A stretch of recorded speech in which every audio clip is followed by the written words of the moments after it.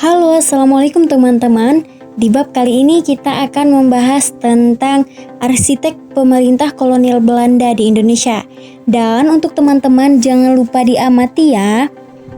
Jadi teman-teman, dalam arsitek pemerintah kolonial Belanda di Indonesia, ada dua nama yang menonjol sebagai arsitek pemerintah kolonial Belanda di Indonesia.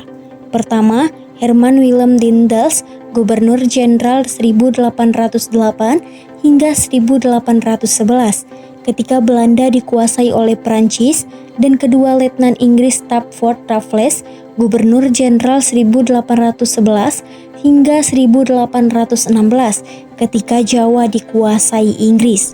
Dan Daendels mereorganisasi pemerintah kolonial pusat dan daerah dengan membagi Pulau Jawa dalam bentuk distrik, yang juga dikenal sebagai residensi, yang dipimpin oleh seorang pegawai negeri sipil Eropa yang disebutkan residen, yang secara langsung merupakan bawahan dari dan harus melapor kepada Gubernur Jenderal di Batavia.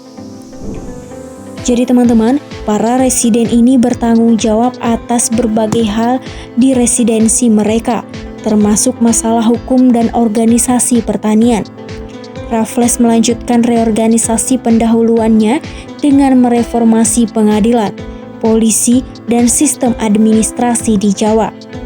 Dalam memperkenalkan pajak tanah di Jawa yang berarti bahwa petani Jawa harus membayar pajak, kira-kira nilai 2/5 dari panen tahunan mereka kepada pihak berwenang. Raffles juga sangat tertarik dengan budaya dan bahasa Jawa.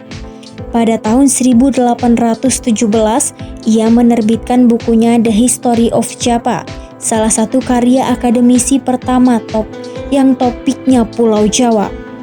Jadi teman-teman, secara penjabarannya dalam pemerintah saat itu, reorganisasi administrasinya yang diterapkan Raffles juga berarti meningkatkannya intervensi pihak asing di masyarakat dan ekonomi Jawa, yang tercermin dari meningkatnya jumlah pejabat peringkat menengah Eropa yang bekerja di residensi di Pulau Jawa antara tahun 1825 dan tahun 1890. Sehingga sistem pemerintahan kolonial Belanda di Jawa adalah sistem yang direct atau langsung maupun didualistik bersamaan dengan hierarki Belanda. Ada hierarki pribumi yang berfungsi sebagai perantara antara petani Jawa dan layanan sipil Eropa.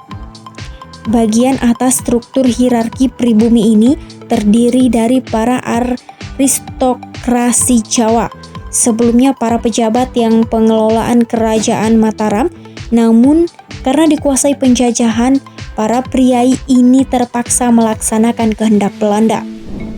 Selain dengan kewenangan dan kekuasaan didasari meningkatnya dominasi Belanda atas Pulau Jawa tidak datang tanpa perlawanan.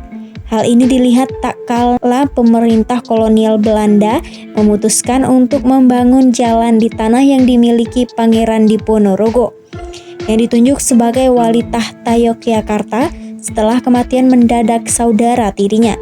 Ia memberontak dengan didukung oleh mayoritas penduduk di Jawa Tengah dan ia menjadikannya perang jihad. Dengan demikian perlawanan rakyat pribumi dengan Belanda tidak terhindarkan. Maka perang ini berlangsung dalam kurun waktu tahun 1825 hingga 1830 dan mengakibatkan kematian sekitar 2.015.000 orang, sebagian besar orang Jawa. Tapi setelah perang, Jawa selesai dan di Pangeran Diponorogo ditangkap, Belanda jauh lebih kuat di Jawa dibandingkan sebelumnya. Nah teman-teman, gimana nih? Asik bukan untuk mengetahui dan membahas arsitek pemerintah kolonial Belanda di Indonesia? Dan untuk teman-teman jangan lupa dan jangan sampai terlewatkan kita di bab-bab selanjutnya. Sampai jumpa di bab selanjutnya ya teman-teman. Assalamualaikum warahmatullahi wabarakatuh.